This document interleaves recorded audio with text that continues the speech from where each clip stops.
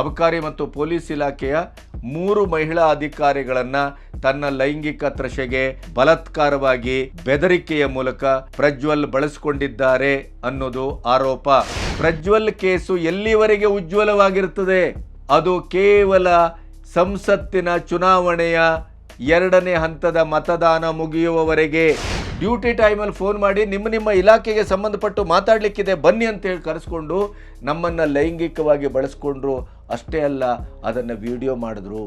ದೇವೇಗೌಡರ ನಿವಾಸಕ್ಕೆ ಮಕ್ಕಳು ಹೋದದ್ದನ್ನು ನೋಡಿ ದೇವೇಗೌಡರನ್ನೂ ಸೇರಿಸಿ ಇದು ಸಂಘಟಿತ ಪಾಪಕೃತ್ಯ ಅಂತ ನೀವು ಹೇಳ್ತೀರಿ ಅಂತ ಆದರೆ ಮನುಷ್ಯತ್ವದ ಎಲ್ಲ ಗಡಿಗಳನ್ನು ನೀವು ಮೀರ್ತೀರಿ.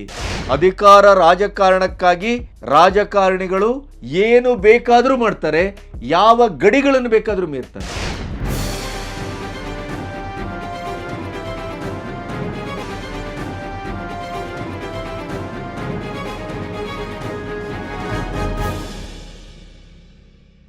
ನಮಸ್ತೆ, ಬಿ ಗಣಪತಿ ನ್ಯೂಸ್ ಚಾನಲ್ಗೆ ಸ್ವಾಗತ. ನಿನ್ನೆಯ ಇಡೀ ದಿನದ ಒಂದು ಬೆಳವಣಿಗೆಗಳನ್ನು ನಿಮಗೆ ಸಮಗ್ರವಾಗಿ ಈ ಪ್ರಜ್ವಲ್ ಪ್ರಕರಣದ ತಾಜಾ ಸ್ಥಿತಿ ಮತ್ತು ಅದರ ಗತಿ ಮತ್ತು ಅದರ ಹಿಂದಿರುವ ಮತಿ ಯಾವುದು ಅನ್ನೋದನ್ನು ವಿವರವಾಗಿ ಕೊಟ್ಟಿದ್ದೇವೆ, ನೀವು ನೋಡಿದ್ದೀರಿ.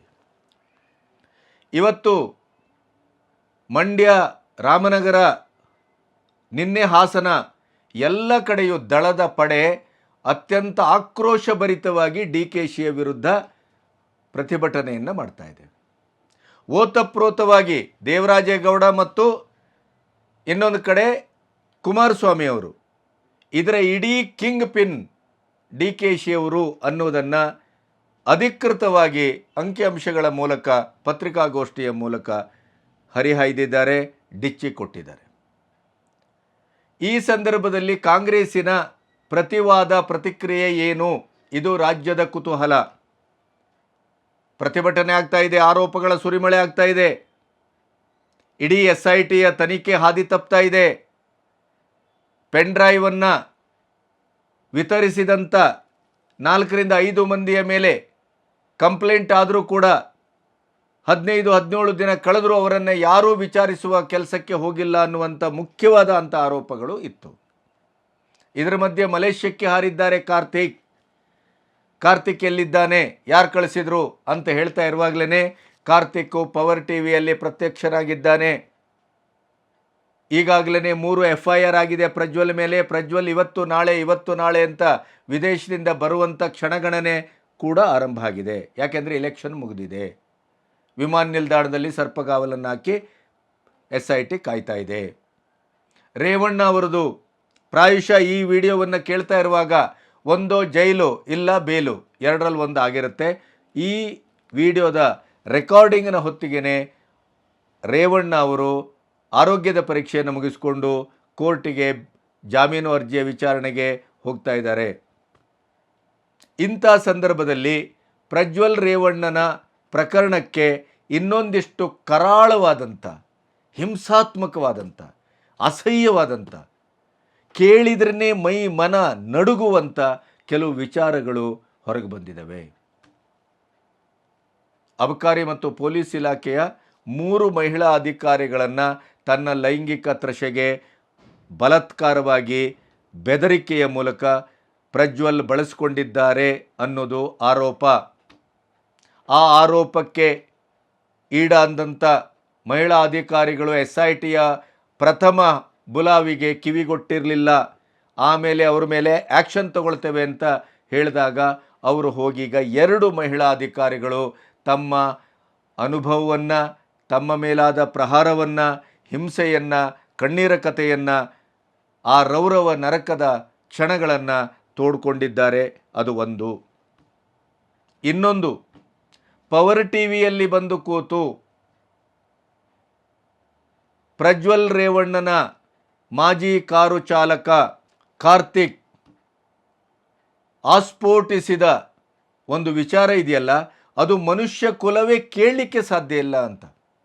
ಒಮ್ಮೆ ಪ್ರಜ್ವಲ್ ರೇವಣ್ಣ ಇಂಥ ಒಂದು ನಡವಳಿಕೆಯಿಂದ, ಇಂಥ ಸ್ಥಿತಿಯಲ್ಲಿ ಹೆಣ್ಣುಮಕ್ಕಳ ಮಾನ ಹರಾಜಾಕುವಂಥ ಕೆಲಸವನ್ನು ಮಾಡಿದ್ದಾರೆ ಅಂತಾದರೆ ಅವರಿಗೆ ಈ ದೇಶದ ಕಾನೂನು ಎಂಥ ಘೋರ ಶಿಕ್ಷೆಯನ್ನು ಕೊಡಬೇಕು ಅಂತಂದರೆ, ಈ ದೇಶದ ಒಟ್ಟು ಸಮಾಜ ಅವರನ್ನು ಯಾವ ರೀತಿಯಲ್ಲಿ ಗಮನಿಸಬೇಕು ಅಂತಂದರೆ ಅದು ಮುಂದಿನ ಜನಾಂಗಕ್ಕೆ ಪಾಠ ಆಗಬೇಕು. ಇದನ್ನು ಹೇಳಲಿಕ್ಕೂ ನಾಚಿಕೆ, ಹೇಳಲಿಕ್ಕೂ ಬೇಸರ, ಕೇಳಲಿಕ್ಕೂ ಬೇಸರ, ಅನುಭವಿಸ್ಲಿಕ್ಕಂತೂ ಅದು ನರಕ ಸದೃಶವಾದಂಥದ್ದು. ಹಾಗಾದರೆ ಏನು ಆ ವಿಚಾರ ಅನ್ನೋದನ್ನು ಬಂದರೆ, ಕಾರ್ತಿಕ್ ಹೇಳ್ತಾರೆ, ಇದರ ಬಗ್ಗೆ ತುಂಬ ಅವರು ಹೇಳ್ತಾರೆ. ಪೆನ್ ಡ್ರೈವ್ ಅಲ್ಲಿ ಎಲ್ಲಿಗೋಯ್ತು, ಯಾಕೆಂದರೆ ಕಾರ್ತಿಕ್ ಮತ್ತು ಕಾಂಗ್ರೆಸ್ಸಿನ ಹುರಿಯಾಳು ಶ್ರೇಯಸ್ ಪಟೇಲ್ರ ಒಂದು ಕೂಟದ ಫೋಟೋ ಇವತ್ತು ಹೊರಗೆ ಬಂದಿದೆ. ಶ್ರೇಯಸ್ ಪಟೇಲ್ರ ಮೂಲಕ ನವೀನ್ ಗೌಡನಿಂದ, ಆಮೇಲೆ ಕಾರ್ತಿಕ್ನಿಂದ, ಮತ್ತು ಪುಟ್ಟರಾಜು ಅಲಿಯಾಸ್ ಪುಟ್ಟ, ಈ ಥರದ ವ್ಯಕ್ತಿಗಳು, ಹೀಗೆ 3-4 ವ್ಯಕ್ತಿಗಳ ಮೂಲಕ ಏನು ಪೆನ್ ಡ್ರೈವ್ ಹರಿಯಲ್ಪಟ್ಟಿದೆ, ಸಾಮಾಜಿಕ ಜಾಲತಾಣದ ಮೂಲಕ ಅದು ಮುಖವನ್ನು ಬ್ಲರ್ ಮಾಡದೇನೆ ಕಾನೂನು ವಿರೋಧಿಯಾಗಿ ಅದನ್ನು ಹರಿಬಿಟ್ಟಿದ್ದಾರೆ. ಈ ಹರಿಬಿಟ್ಟ ವ್ಯಕ್ತಿಗಳಿಗೆ ಅದರ ಸಪ್ಲೈಯರ್ ಅಥವಾ ಅದರ ಕೇಂದ್ರ ಬಿಂದು, ಅದರ ಬ್ರಿಡ್ಜ್ ಯಾರು ಅಂತಂದರೆ ಶ್ರೇಯಸ್ ಪಟೇಲ್ ಅನ್ನೋದನ್ನು ನಿನ್ನೆ ಆರೋಪಿಸಲಾಗಿತ್ತು. ಆ ಆರೋಪಕ್ಕೆ ಶ್ರೇಯಸ್ ಪಟೇಲ್ ಏನು ಹೇಳಿದರು, ನಾನು ಕಾರ್ತಿಕನ್ನ ಇತ್ತೀಚೆಗೆ ಭೇಟಿಯೇ ಆಗಿಲ್ಲ ಅಂತ. ನನಗೆ ಕಳೆದ MLA ಚುನಾವಣೆಯಲ್ಲಿ ನಾನು ಭೇಟಿಯಾಗಿದ್ದು ನಿಜ. ಯಾವ ವಿಷಯಕ್ಕೆ ಅದೇ ಜಮೀನು ವಿಷಯಕ್ಕೆ ಭೇಟಿಯಾಗಿದ್ದೆ. ಈ ವಿಷಯವಾಗಿ ಸುಮ್ಮನೆ ನಾನು ಅವ್ರ ಮೇಲೂ ದೂರದಲ್ಲ, ಯಾರ ಮೇಲೂ ದೂರದಲ್ಲ, 100% ಸುಳ್ಳು. ಅವ್ರ ಇಷ್ಟ ನನಗೆ ಭೇಟಿನೂ ಆಗಿಲ್ಲ, ಈ ವಿಷಯ ಬಗ್ಗೆ ನನ್ನ ಪ್ರಸ್ತಾಪನೆ ಆಗಿಲ್ಲ.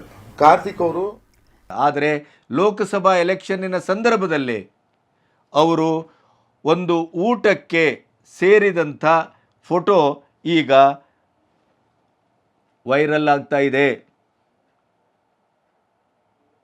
ಆ ಫೋಟೋವನ್ನು ಈಗ ಸಾಮಾಜಿಕ ಜಾಲತಾಣದಲ್ಲಿ ಬಿಡಲಾಗಿದೆ. ಅದರ ಬಗ್ಗೆ ಶ್ರೇಯಸ್ ಪಟೇಲ್ ಯಾವುದೋ ಒಂದು ಆಸ್ತಿಗೆ ಸಂಬಂಧಪಟ್ಟಂಥ ಪ್ರಕರಣಕ್ಕೆ ಯಾವಾಗೂ ಭೇಟಿಯಾದದ್ದು ಅಂತಾರೆ, ಆದರೆ ಅದು ಇದೇ ಸಂದರ್ಭದಲ್ಲಿ ಭೇಟಿ ಆದದ್ದು ಅನ್ನೋದಕ್ಕೂ ಕೂಡ ಆ ವೈರಲ್ ಆದ ವಿಡಿಯೋದಲ್ಲಿ ದಾಖಲೆ ಇದೆ. ಇದು ಒಂದು.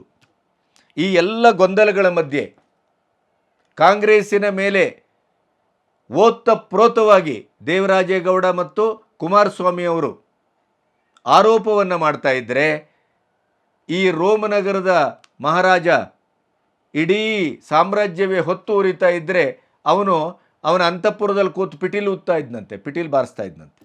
ಅದೇ ರೀತಿ ಎಲೆಕ್ಷನ್ ಎಲ್ಲ ಮುಗಿದಿದೆ, ತಮ್ಮ ಜವಾಬ್ದಾರಿ ಎಲ್ಲ ಮುಗಿದೋಗಿದೆ, ಇನ್ನೇನು ಉಳಿದಿಲ್ಲ ಅನ್ನುವ ರೀತಿಯಲ್ಲಿ ಸಿದ್ದರಾಮಯ್ಯನವರು, DK ಅವರು ಅವರವರ ಹೆಲಿಕಾಪ್ಟ್ರಲ್ಲಿ ಅವರವರ ರೆಸಾರ್ಟ್ಗಳಿಗೆ ಮಜಾ ಮಸ್ತಿಗೆ ವಿಶ್ರಾಂತಿಗೆ ಹೋಗಿದ್ದಾರೆ.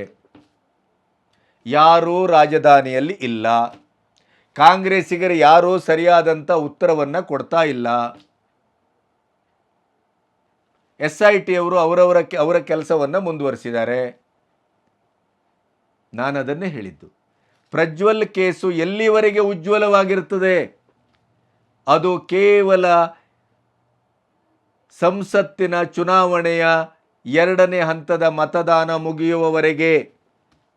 ಆಮೇಲೆ ಅದರ ಸಂಪೂರ್ಣ ಕಾವು ಕಳ್ಕೊಳ್ತದೆ, ಕೀಲು ಕಳ್ಕೊಳ್ತದೆ, ಹಳಿ ತಪ್ತದೆ, ಕೋಲ್ಡ್ ಸ್ಟೋರೇಜ್ಗೆ ಹೋಗ್ತದೆ. ಇಂಥ ಪ್ರಕರಣಗಳ ಲಿಸ್ಟನ್ನೇ ನಾವು ಕೊಟ್ಟು ಒದರಿ ಸಾಕಾಗಿದೆ. ಹಾಗಾಗಿ ನಿಮಗೆ ಆ ಲಿಸ್ಟ್ ಅಗತ್ಯ ಇಲ್ಲ. ಲೇಟೆಸ್ಟ್ ಅಂದರೆ ನೇಹನ ಪ್ರಕರಣ. ಇವತ್ತು ಅದಕ್ಕೆ ಸಾಕ್ಷ್ಯ ಸಿಕ್ಕಿದೆ. ಯಾರೂ ಉತ್ತರಿಸಲಿಕ್ಕೆ ರಾಜಧಾನಿಯಲ್ಲಿಲ್ಲ. ಅವರವರ ರೆಸಾರ್ಟ್ಗಳಿಗೆ ಹೋಗಿ ಮೈಕ್ ಹಿಡಿದ್ರೆ ಅದಕ್ಕೆ ಒಂದು ಹಾರಿಕೆಯ ಉತ್ತರ, ದಾಷ್ಟ್ಯದ ಉತ್ತರ, ಗಾಳಿಯಲ್ಲಿ ಗುಂಡೊಡೆಯುವ ಪ್ರಯತ್ನ. DK ಅವರು ಅದನ್ನು ಮಾಡಿದರು. ಅವರಿಗೆ ನನ್ನ ಹೆಸರು ಹೇಳದೇ ಇದ್ದರೆ ತಿಂದ ಅನ್ನ ಅರ್ಗೋದಿಲ್ಲ, ಬ್ರದರ್ ಏನು ಹೇಳ್ತಾರೋ ಕೇಳುವುದಷ್ಟೇ ನನ್ನ ಕೆಲಸ, ಅವ್ರಿಗೆ ನನ್ನ ರಾಜೀನಾಮೆ ಬೇಕಂತೆ, ಕೊಡೋಣ, ಅದರಲ್ಲೇನಿದೆ, ಈ ಥರ ಉತ್ತರ. ಇದರ ಮಧ್ಯೆ ಕಾರ್ತಿಕ್ ಅವರು ಸಂದರ್ಶನದಲ್ಲಿ ಒಂದು ಮಾತನ್ನು ಹೇಳ್ತಾರೆ. ಪ್ರಜ್ವಲ್ ಯಾವತ್ತು MP ಆದರೋ ಆ ನಂತರ ಅಧಿಕಾರದ ಮದದಿಂದ ಈ ಹೆಣ್ಣು ಮಕ್ಕಳ ಮೇಲೆ ನಡೆಸುವ ಲೈಂಗಿಕ ಅತ್ಯಾಚಾರ ಮತ್ತು ಲೈಂಗಿಕ ಕಿರುಕುಳದ ಒಂದು ದಿನಚರಿ ಏನಿತ್ತು ಅದು ಅತ್ಯಂತ ತೀವ್ರವಾಗಿ ಮುಂದುವರಿತು. ಎಷ್ಟರ ಮಟ್ಟಿಗೆ ಅಂತಂದರೆ ಅವರ ಕ್ಷೇತ್ರದಲ್ಲಿ ಯಾವ್ಯಾವ ಗುತ್ತಿಗೆದಾರರಿದ್ದಾರೆ, ಕಾಂಟ್ರಾಕ್ಟರ್ಸ್, ಅವರೇನಾದರೂ ಬಿಲ್ ಪಾಸ್ ಮಾಡಲಿಕ್ಕೆ ಬಂದರೆ ಆ ಬಿಲ್ ಪಾಸ್ ಆಗಬೇಕು ಅಂತಾದರೆ ಅವರ ಪತ್ನಿಯರನ್ನು ಪ್ರಜ್ವಲ್ ಅವರ ಖಾಸಗಿ ನಿವಾಸಕ್ಕೆ ಅಥವಾ ಬೆಡ್ರೂಮಿಗೆ ಕಳಿಸಬೇಕಾಗಿತ್ತು. ಈ ಮಟ್ಟದವರೆಗೆ ಪ್ರಜ್ವಲ್ ಬಂದಿದ್ದರು. ಎಂಥ ದೌರ್ಭಾಗ್ಯ ರೀ ನಮ್ಮದು. ನಮ್ಮ ನಾಲಿಗೆಯಲ್ಲಿ ಇದನ್ನೆಲ್ಲ ಹೇಳಬೇಕಲ್ರಿ. ಇದರ ಅರ್ಥ ಏನು ಸೂಚಿಸ್ತದೆ ಹೇಳಿ? ಹಾಸನ ಸೀಮೆಯ ಇಡೀಯದಾದಂಥ ಗುತ್ತಿಗೆದಾರರ ಸಮೂಹಕ್ಕೇ ಈ ಒಂದು ಅವರ ಮಾತು ಅದರ ಪರಿಣಾಮವಾಗಿ ಅಂಟಬಹುದಾದ ಅಪಭ್ರಂಶ, ನೈತಿಕ ಅಧಪತನ ಎಲ್ಲವೂ ಅಂಟುವುದಿಲ್ವಾ? ಮತ್ತು ಈ ಮಟ್ಟಕ್ಕೆ ಯಾರಾದರೂ ಇಳಿತಾರ? ಒಂದು ಬಿಲ್ ಪಾಸ್ ಮಾಡಬೇಕು ಅಂದರೆ ನಿಮ್ಮ ಪತ್ನಿಯರನ್ನು ಕಳಿಸಿ ಅಂತ ಹೇಳುವಂಥ ದುಷ್ಟತನಕ್ಕೆ, ನೀಚತನಕ್ಕೆ, ಹೇಸಿಗೆತನಕ್ಕೆ ಒಬ್ಬ ಸಂಸದ ಯುವ ತಲೆಮಾರು ಇಳಿತದೆ ನಿಂತಾದರೆ ಈ ಮನುಷ್ಯನಿಗೆ ಏನು ರೋಗ ಅಡಗರಿದೆ ಹೇಳಿ? ಯಾವ ವಿಕೃತಿ ಅಡಗಿದೆ ಹೇಳಿ?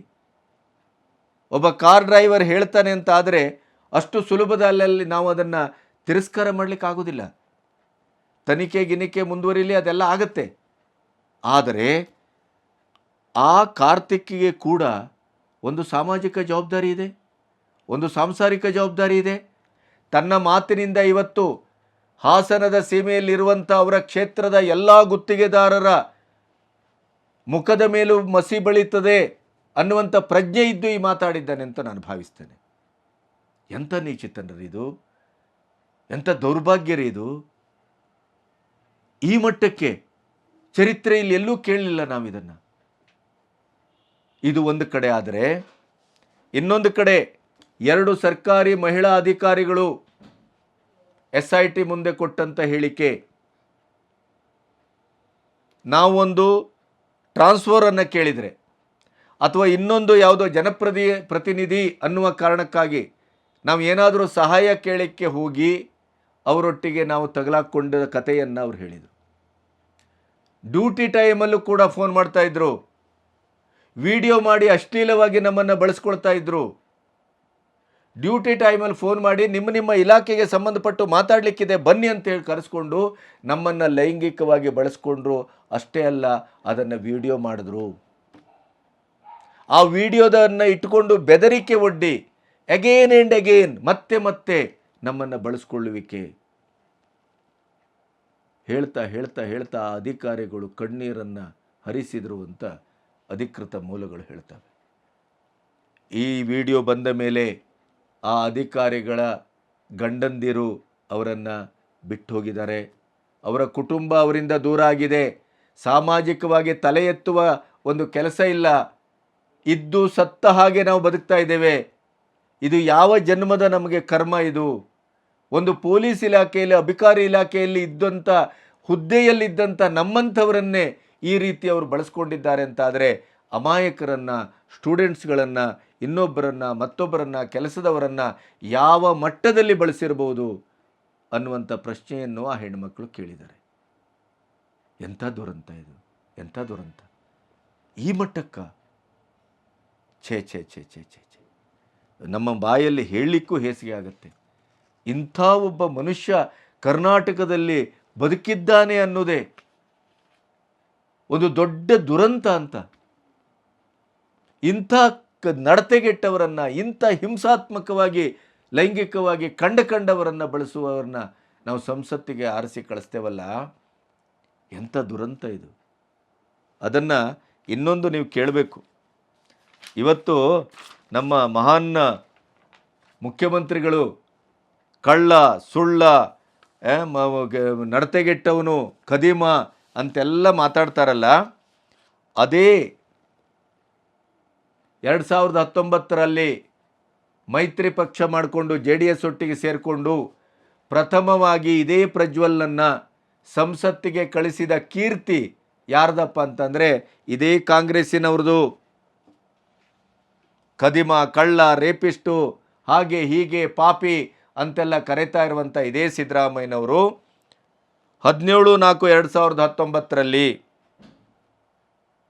ಕಡೂರಿನ APMC ಗ್ರೌಂಡ್ನಲ್ಲಿ ಅವರನ್ನು ಪಕ್ಕದಲ್ಲಿ ಕೂಡಿಸ್ಕೊಂಡು ಯಂಗ್ಸ್ಟರ್, ಪ್ರತಿಭಾವಂತ, ವಿಷನ್ ಇದೆ, ಆ ಕಾರಣಕ್ಕೆ ನಾವು ಮೈತ್ರಿ ಮಾಡಿಕೊಂಡು ಅಭ್ಯರ್ಥಿಯನ್ನಾಗಿ ಪ್ರಜ್ವಲ್ನನ್ನು ಆಯ್ಕೆ ಮಾಡಿದ್ದೇವೆ, ನೀವು ಅವರನ್ನು ಆರಿಸಿ ಕಳಿಸ್ಬೇಕು ಅಂತ ಅದ್ಭುತವಾಗಿ ಭಾಷಣ ಮಾಡಿದ್ದನ್ನು, ಟ್ವೀಟನ್ನು ಇವತ್ತು ಮಾಧ್ಯಮ ಹೊರಗಡೆ ಹಾಕ್ತಾ ಇದೆ.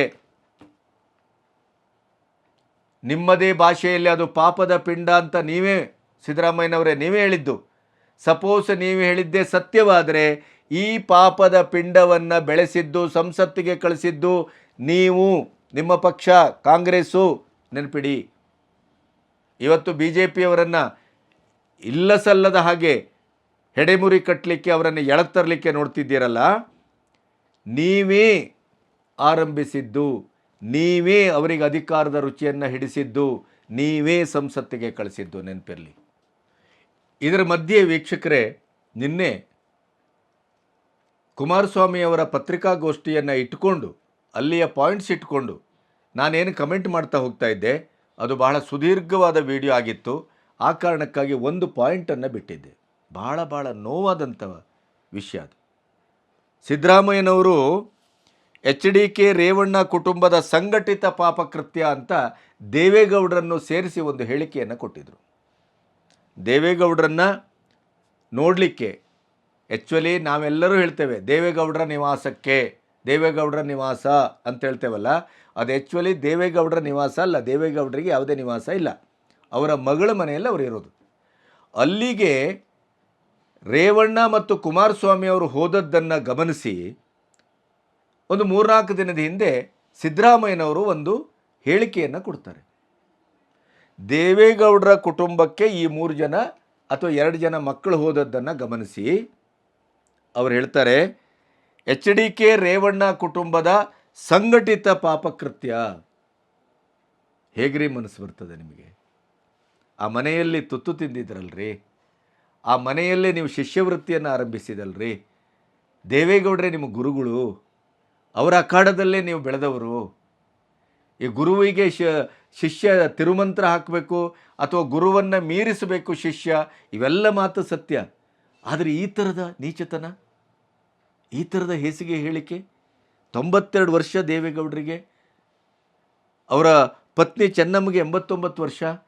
ಈ ವಯಸ್ಸಲ್ಲಿ ಯಾರೋ ಮೊಮ್ಮಗ ಇಂಥ ಪಾಪಕೃತ್ಯ ಮಾಡಿದ್ದಕ್ಕೆ ಅವರು ಪರಿತಪಿಸ್ತಾ ಇದ್ದಾರೆ, ಅಳುತ್ತಾ ಇದ್ದಾರೆ, ಕುಸಿದೋಗಿದ್ದಾರೆ.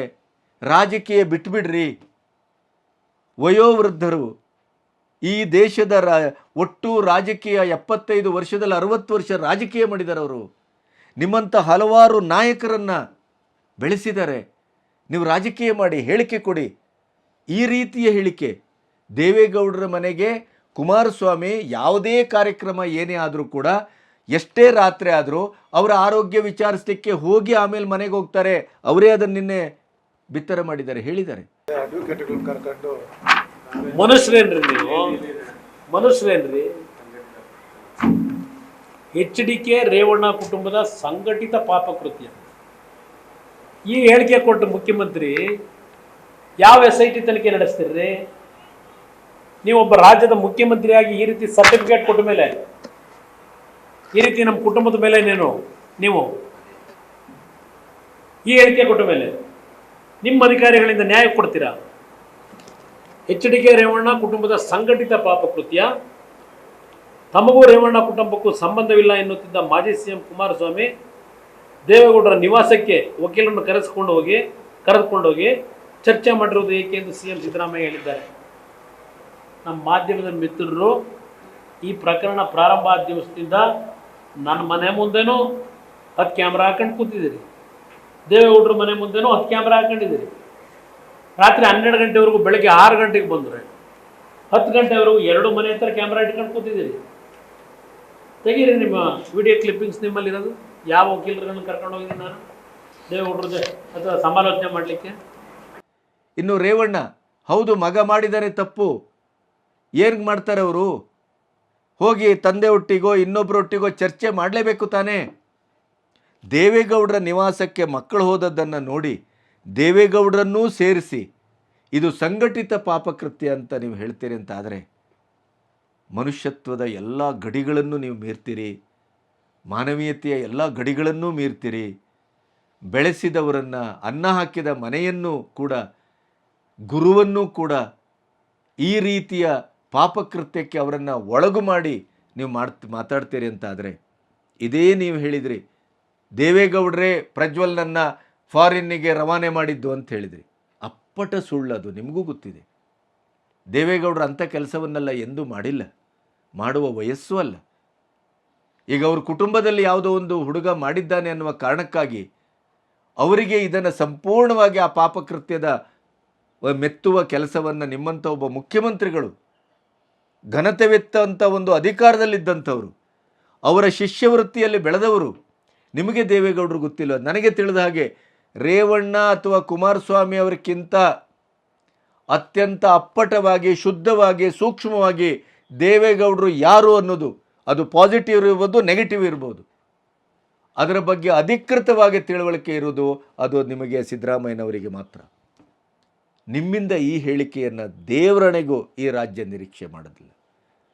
ಯಾವುದೇ ರಾಜಕೀಯ ಮಾಡಿ, ಏನೇ ಪೈಪೋಟಿ ಮಾಡಿ, ಏನೇ ಆಗಲಿ, ಆದರೆ ದೇವೇಗೌಡರ ವ್ಯಕ್ತಿತ್ವಕ್ಕೆ ಮಸಿ ಬಳಿಯುವ, ಈ ವಯಸ್ಸಿಗೆ ಅದು ಅಪಮಾನ ಮಾಡುವ, ಅಯ್ಯೋ ಅಂತ ಅನಿಸುವ ಈ ಹಂತದಲ್ಲಿ ಈ ಹೇಳಿಕೆಯನ್ನು ಕೊಟ್ಟದ್ದು ಇದು ಕುಮಾರಸ್ವಾಮಿ ಅವರು ಪತ್ರಿಕಾಗೋಷ್ಠಿಯಲ್ಲಿ ಅದನ್ನು ಹೇಳಿದರು ಅನ್ನೋ ಕಾರಣಕ್ಕಾಗಲ್ಲ. ನಿಮ್ಮ ಈ ಹೇಳಿಕೆ ಅತ್ಯಂತ ಮನುಷ್ಯ ವಿರೋಧಿ ಮತ್ತು ಬಹಳ ಕ್ರೂರವಾದದ್ದು ಅಂತ. ಇದು ನನ್ನ ಮಾತಲ್ಲ, ಜನ ಆಡ್ತಾ ಇದ್ದಾರೆ. ಅಂದರೆ ಕೊನೆಗೂ ನಾವು ಭಾವಿಸಬೇಕಾದದ್ದು, ಈ ದೇಶದ ಒಟ್ಟು ಪ್ರಜಾಪ್ರಭುತ್ವದ ನೆಲೆಯಲ್ಲಿ ನಡೀತಾ ಇರುವಂಥ ರಾಜಕೀಯ ಎಷ್ಟು ಕ್ರೌರ್ಯದ ಪರಮಾವಧಿಗೆ ಹೋಗಿದೆ. ಅಧಿಕಾರ ರಾಜಕಾರಣಕ್ಕಾಗಿ ರಾಜಕಾರಣಿಗಳು ಏನು ಬೇಕಾದರೂ ಮಾಡ್ತಾರೆ, ಯಾವ ಗಡಿಗಳನ್ನು ಬೇಕಾದರೂ ಮೀರ್ತಾರೆ, ಯಾವ ಅಮಾನುಷವಾದಂಥ ಕೃತ್ಯಕ್ಕೂ ಇಳಿತಾರೆ, ಯಾವ ಅಮಾನವೀಯವಾದಂಥ ಮಾತುಗಳನ್ನು ಆಡ್ತಾರೆ, ಮತ್ತು ಎಲ್ಲ ಸಂಬಂಧಗಳನ್ನು ಮೀರಿ ಅವರು ವರ್ತಿಸಲಿಕ್ಕೆ ಸಿದ್ಧರಾಗಿದ್ದಾರೆ ಅನ್ನೋದಕ್ಕೆ ಸಿದ್ದರಾಮಯ್ಯನವರ ಈ ಮಾತು ಸಾಕ್ಷಿ ಅಂತ ಅತ್ಯಂತ ನೋವಿನಿಂದ ಹೇಳಬೇಕಾಗಿದೆ. ಅದರ ಜೊತೆಗೆ ಮಾತಿನ ಕೊನೆಯಲ್ಲಿ ತಾನೂ ಒಂದು ಸ್ಕ್ಯಾಂಡಲಲ್ಲಿ ಸಿಲುಕಿಕೊಂಡು ಅಥವಾ ಸಿಲುಕಿಸಿದ್ದಾರೆ ಅನ್ನುವಂಥ ಅವರದೇ ಮಾತು. ರಮೇಶ್ ಜಾರಕಿಹೊಳಿ ಅವರು ಕೊನೆ ಅಧಿಕಾರವನ್ನು ಕಳ್ಕೊಂಡ್ರು. ಈ ರಾಜ್ಯದ ಜನತೆಯ ಕಣ್ಣಿನಲ್ಲಿ ಒಂದು ರೀತಿಯ ಚರಿತ್ರಹೀನರಾದರು. ಆದರೆ ಅವರಿವತ್ತೊಂದು ಮಹತ್ವದ ಹೇಳಿಕೆಯನ್ನು ಕೊಟ್ಟಿದ್ದಾರೆ ಈ ಹೊತ್ತಿನಲ್ಲಿ. ಸದ್ಯದಲ್ಲೇ ಕಾಯ್ತಾ ಇರಿ, ಡಿ ಕೆ ಶಿವಕುಮಾರ್ ಮತ್ತು ಸಿದ್ದರಾಮಯ್ಯನವರ ಸಿಡಿಯನ್ನು ಕೂಡ ಬಿಡುಗಡೆ ಮಾಡ್ತೇವೆ. ಈ ಸಿಡಿ ಫ್ಯಾಕ್ಟ್ರಿ ಮ್ಯಾನ್ ಏನೇನು ಮಾಡಿದ್ದಾರೆ, ಅವರ ಕತೆ ಏನು, ಅವರ ಕಾರಸ್ಥಾನ ಏನು ಅನ್ನೋದನ್ನು ನಾನು ತೋರಿಸ್ತೇನೆ, ನೆನಪಿಡಿ ಅಂಥೇಳಿ ಅವರು ಪಬ್ಲಿಕ್ ಆಗಿ ಹೇಳಿದ್ದಾರೆ. ಪ್ರಾಯಶಃ ಆ ಒಂದು ಸಿಡಿಯನ್ನು ಕೂಡ ನೋಡುವಂಥ ಒಂದು ಸೌಭಾಗ್ಯ ಈ ನಾಡಿಗೆ ದಕ್ಕುತ್ತದೆ ಅಂತ ಭಾವಿಸ್ತೇನೆ. 75 ವರ್ಷದಲ್ಲಿ ಕರ್ನಾಟಕದ ರಾಜಕಾರಣದಲ್ಲಿ ಸಿಡಿ ಪೆನ್ ಡ್ರೈವ್ ಅನ್ನುವಂಥ ಒಂದು ಬ್ರಹ್ಮಾಸ್ತ್ರ ಹುಟ್ಟುಕೊಂಡಿದೆ. ಅದು ಇತ್ತೀಚಿನ ಬೆಳವಣಿಗೆ, ಇದು ಒಳ್ಳೆ ಬೆಳವಣಿಗೆ ಅಲ್ಲ. ಡಿ ಕೆ ಶಿ ಹತ್ರ ಎಲ್ಲ ರಾಜಕಾರಣಿಗಳ ಈ ರೀತಿಯ ವಿಡಿಯೋಗಳು ಇವೆ ಅನ್ನೋದು ಈಗಾಗಲೇ ಜಾಹೀರಾಗ್ತಾ ಇದೆ. ಅದು ಸತ್ಯವೋ ಸುಳ್ಳೋ ಗೊತ್ತಿಲ್ಲ. ಆದರೆ ನಮಗೆ ಇರುವ ಮಾಹಿತಿ ಮತ್ತು ತಿಳುವಳಿಕೆ ಏನು ಅಂತಂದರೆ, ಬಿ ಜೆ ಪಿ ಅಂತಲ್ಲ, JDS ಅಂತಲ್ಲ, ಕಾಂಗ್ರೆಸ್ ಅಂತಲ್ಲ, ಈ ಅಸಹಾಯಕ ಹೆಣ್ಣುಮಕ್ಕಳ ಮೇಲೆ ಅಧಿಕಾರದ, ರಾಜಕಾರಣದ, ಹಣಬಲದ ಈ ದರ್ಪ, ದುರಹಂಕಾರ ಎಲ್ಲವನ್ನ ಬಳಸಿ ಅವ್ರ ಮೇಲೆ ಲೈಂಗಿಕವಾದಂಥ ಅತ್ಯಾಚಾರ ಮಾಡ್ತಾ ಇರುವಂಥದ್ದು ಇದೆಯಲ್ಲ, ಇದು ಪಕ್ಷಕ್ಕೆ ಸೀಮಿತವಾಗಿಲ್ಲ, ವ್ಯಕ್ತಿಗೆ ಸೀಮಿತವಾಗಿಲ್ಲ, ಇದು ಸಾಮೂಹಿಕವಾಗಿದೆ. ಅದರಲ್ಲೂ ಕರ್ನಾಟಕದಲ್ಲೇ ಈ ರೀತಿಯ ಬಾಂಬ್ಗಳು ಆಗಾಗ ಬೀಳ್ತಾ ಇವೆ. ಮತ್ತೆ ಬೀಳಬೇಕಾದಂಥ ಬಾಂಬುಗಳು ಎಲ್ಲೆಲ್ಲೋ ಶೇಖರಿಸಲ್ಪಟ್ಟಿವೆ ಅನ್ನುವಂಥ ಸುದ್ದಿಯೂ ಇದೆ. ಇದು ಎಲ್ಲಿಗೆ ಮುಟ್ತದೋ ಗೊತ್ತಿಲ್ಲ.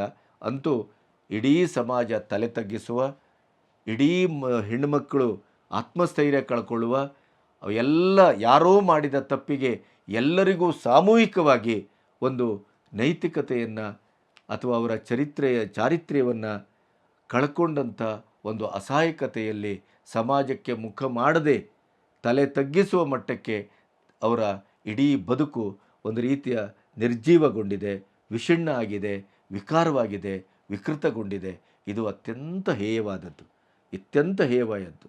ಇದು ಎಲ್ಲಿಗೆ ಹೋಗಿ ಮುಟ್ಟುತ್ತದೋ ಗೊತ್ತಾಗ್ತಾ ಇಲ್ಲ. ಅಂತೂ ಪ್ರಜ್ವಲ್ ಪೆನ್ಡ್ರೈವ್ ಪ್ರಕರಣ ಬೇರೆ ಬೇರೆಯ ತಿರುವನ್ನು ತೆಗೆದುಕೊಂಡು ಒಂದು ರೀತಿಯ ಅಶ್ಲೀಲದ ಮಟ್ಟಕ್ಕೆ ಮುಟ್ತಾ ಇದೆ. ಬಹಳ ಕೆಟ್ಟ ಬೆಳವಣಿಗೆಯ ಹಂತದಲ್ಲಿ ಅದು ಹೊಸ ಹೊಸ ರೂಪದಲ್ಲಿ ಕಾಣಿಸ್ಕೊಳ್ತಾ ಇದೆ. ಇದು ಎಲ್ಲಿಗೆ ಹೋಗ್ತಾ ಇದೆಯೋ, ಏನಾಗ್ತಾ ಇದೆಯೋ ಗೊತ್ತಿಲ್ಲ. ನಮಸ್ತೆ.